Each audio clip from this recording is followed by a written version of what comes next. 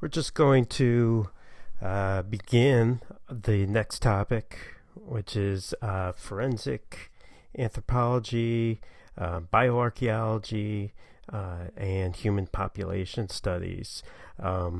So this deals with the human skeleton and what anthropologists and archaeologists can tell studying human skeletons from recent times, but also obviously ancient skeletons. So we're going to talk about some of the things that you can discover from skeletons. If you're interested in taking another class, a more advanced class on the subject, we offer two classes in the anthropology department taught by Professor Madden. One is human osteology, and the other is bioarchaeology. Okay, so let's first look at the first topic that we're going to talk about, and that's forensic anthropology. So forensic anthropology is anything that involves legal cases. So it's using the study of the human skeleton specifically for criminal court cases. This involves, murder trials, but also involves genocide and human rights trials as well. And the anthropologist is typically brought into a case when the skeletal tissue is the only thing that remains. So if the person can't be identified because the muscle and the skin and the flesh are gone, that's typically when the forensic anthropologist will be brought in. So criminal cases, global cases. One of the most famous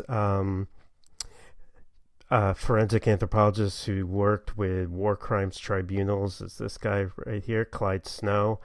So he worked on cases ranging from war crimes in Bosnia in the 90s, war crimes in Iraq, war crimes in South America and Argentina. And typically what was involved, and it's involved in most criminal court cases, you have to identify who the person was, who the remains belong to, and also you have to identify how they died, right? So in order to build up a murder case, you have to show that the person was in fact killed and didn't just die of exposure or die of natural causes out there in the woods. So you have to be able to examine evidence of trauma and show that what kind of weapon might have killed the person, etc. So we're going to look a little bit about that. So typically, anatomists, forensic anthropologists divide the skeleton up into the skull and then the postcranial skeleton. So the skull involves or contains the cranium. So this is the skull minus the mandible. The mandible is the lower jaw. The calvarium is the skull minus the facial bones. You know that we have 32 permanent and deciduous teeth, right? So, you can tell how old a person is, just like we talked about with animals. You can tell how old a person is based on the eruption of the teeth, but also by the fusion of the bones as well. So in the postcranial skeleton, we obviously have the long bones, so the femur, the humerus, radius, ulna. We have the short bones in the hands and the feet, also the clavicle, flat bones such as the pelvis and the scapula, and then irregular bones are usually termed the vertebrae, wrist and ankle. Okay, so there are several things you can do right off the bat when you're confronted with an unknown skeleton or a skeleton of unknown origin. You can figure out the age or estimate the age, right? So you can, usually it's done by tooth eruption up to about 2 years, juvenile 2 to 10, and then the subadult 10 to 21, and then adults over 21. You can look at the fusion of the bones up to about the age of 21, cranial sutures up to about age 40, and the stature can be estimated based on some of the long bones. Okay, race, I have in quotation marks, because race is really a problematic concept within anthropology. Racial groups are not discrete, and they're actually kind of an arbitrary designation by people. There's more similarity in many cases between members of a racial group than there is between members within a racial group. So there's a lot of variability. But occasionally, or sometimes, you can estimate the geographic ancestry of a person based on facial features and shape and things like that. And one of the most diagnostic features that will sometimes appear are what are called shovel-shaped incisors. That is the incisors, so your teeth at the front of your mouth. In some Asian Native American individuals will be kind of shovel-shaped in the back there. Okay, teeth are an excellent way to identify a person today through their remains, because teeth are some of the toughest bones in the body. They're the least likely to decompose, and there are usually dental records that you could compare the teeth to. So in many cases, if a skeleton has been found and it appears to be somewhat recent, and it could potentially be a missing person that was reported, you can go through the dental records of some of those missing people and try to match it up with the skeleton that you found. You can also determine sex from the skull, but also from the pelvis. Right? So typically in females, the pelvis has a wider opening. In males, it has a narrower opening. Occasionally, you can also see this from the skull. Females tend to have a less prominent brow ridge. Males tend to have a more prominent brow ridge with kind of a sloping back forehead. Interestingly, a new study on Viking osteoarchaeology or Viking skeleton remains shows that Vikings at the time, males tended to be more feminine than Scandinavian populations today, and females tended to have more masculine features than Scandinavian populations today. All right, you could also look at health problems. So this becomes very important with archaeology to see what kinds of diseases existed. Were they nutritional? Were they pathological? What kinds of diseases existed at that time? So you have different diseases that will show up in the skeleton. Degeneration, such as osteoporosis, trauma, fractures and things like that, stress from heavy labor. You have disease and nutritional stress as well, dental pathologies, perhaps genetic abnormalities. And you can also tell from the, let's say from the fracture, if it was before death and healed up, if it was long after death, or if it occurred around the time of death. So this is important in forensics as well. Obviously, if there's an injury to the skeleton, you want to be able to determine if it actually happened naturally way after the person died, or if it might have been the cause of death. Okay, so let's take a look at how some of these show up on the skeleton.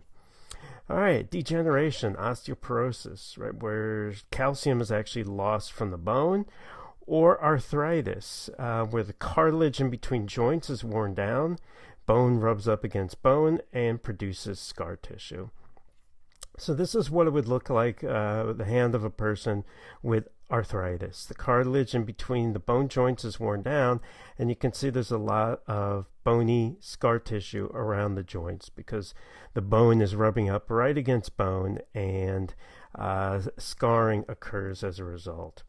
Okay, how could you tell if a broken bone occurred during the time of death or way after the person died? Well, if it occurred around the time of death and there's still a lot of organic material within the bone tends to fracture in a helical twisted sort of fracture like so, because there's still a lot of material that's trying to hold the bone together. Let's say 100 or 200 years after that person died, a lot of organic material will be gone. The bone will kind of be dried out, and it will sort of snap right across the bone that you can see right here, sort of snap in half like a twig. It's sort of like also when you take a, let's say a green stick, or a stick that's just from a tree that still has sap in it and fluid, and you try and break that versus a very old, dried out stick. The same sort of patterning is what you'll see. You could also see if that person had a broken limb that healed up during their lifetime. You will see healing like you can see here. So this is a long bone that broke during this person's lifetime, and it was allowed to heal because of that. Some trauma is very distinctive, like gunshot wounds, usually an entry wound, exit wound. The exit wound's always bigger, partly because of the shock waves, just like we talked about with flint knapping. The shock waves passing through the skull and producing a larger exit wound. But you can look at the angle, and this allows forensic scientists to figure out where the person might have been and where the perpetrator who shot the person might have been standing. Another kind of trauma resulted from an ancient sort of surgery that's been used around the world called trephination. It's actually a very interesting phenomena. It's found, or the evidence of it is found in South America, in ancient Middle East, in Europe, Asia. And what this was a surgery that was done on the skull by ancient people. Imagine if you suffered a blow to the head, in let's say the ancient Inca societies, you suffered a blow to the head and you started acting strangely. Well, some ancient people would believe that the cause for weird behavior was you were possessed by some sort of spirit. In order to let that spirit out, they would make an incision in the scalp, pull back the scalp, make a hole within the skull, pull out that piece of skull, and close the flap of the scalp, and you would heal up. There's actually many individuals that have been found, or skulls of many individuals, where you can see healing over the trephination. So trephination is what it's usually called. You can see healing occurring here, right? This is another case where you can see they drilled several holes around in order to remove that piece. This trephining is almost healed up there. Some individuals, you can see it occurred several times. This was used up until the 19th century. It's still actually a surgery that is done occasionally. So here you can see like 17th century manual showing how it's done. But you could sort of understand that from a Western medical perspective, that this would actually be a surgery that worked. If you got hit in the head and there was hemorrhaging on the brain from bleeding, and then you removed a piece of the skull, that would relieve pressure on the brain and also let some of that blood out. You would close the flap, maybe even replace that piece of skull with something else, and the person would heal up. So the hemorrhaging on the brain might have caused the strange behavior, and the relief from the removal of a piece of the skull might have actually saved that person's life.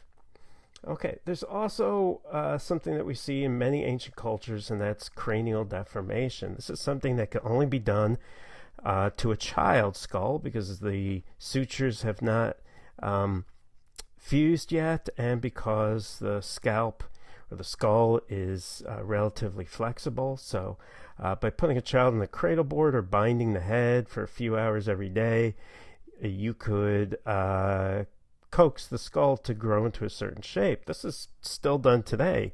You'll see little kids sometimes wearing what looks like a plastic helmet. And it's basically a doctor maybe believing that the child's head is not quite growing in the right shape, and so telling the parents to have the child wear that plastic helmet for a few hours a day every day until a certain age. It doesn't affect the brain growth or brain development at all, but that's sort of like a U.S. Western medical version of the same sort of process. Okay, so other diseases that show up are things like tuberculosis, and then also nutritional stresses like scurvy and rickets. So scurvy obviously is a vitamin C deficiency. It will show up as bone thinning and also fractures. Right, so here you can see scurvy in this bone right here, and also in the skull. So sort of the thinning out of the bone.